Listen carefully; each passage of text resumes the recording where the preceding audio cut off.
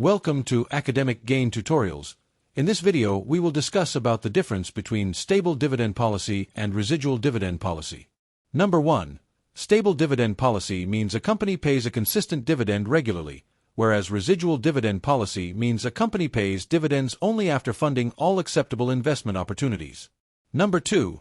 Stable dividend policy mainly prioritizes shareholder income stability, whereas residual dividend policy mainly prioritizes investment needs first.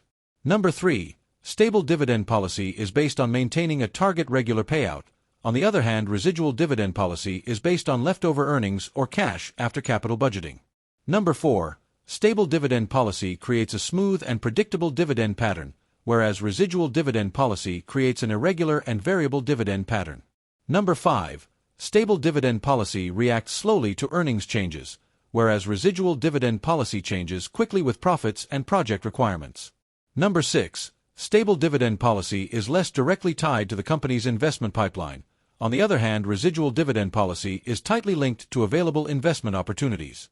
Number 7. Stable dividend policy usually leads to lower cash retention when dividends are maintained, whereas residual dividend policy allows higher cash retention when investment demand is high. Number 8.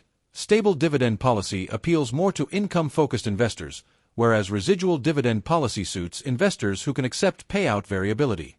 Number 9. Stable dividend policy sends a signal of confidence and stability to the market. On the other hand, residual dividend policy may send mixed signals because payouts can fluctuate. Number 10. Stable dividend policy may require external financing to keep dividends steady, whereas residual dividend policy reduces the need for external financing. Number 11.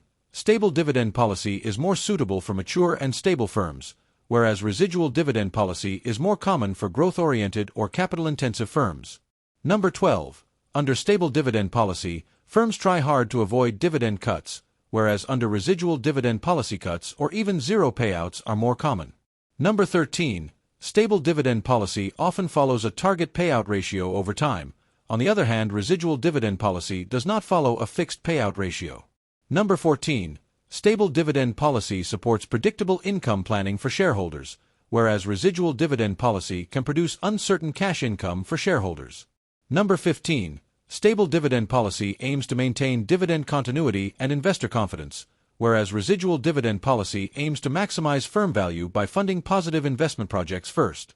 In summary, stable dividend policy focuses on consistent shareholder payments, whereas residual dividend policy focuses on paying dividends only after business investment needs are fully met.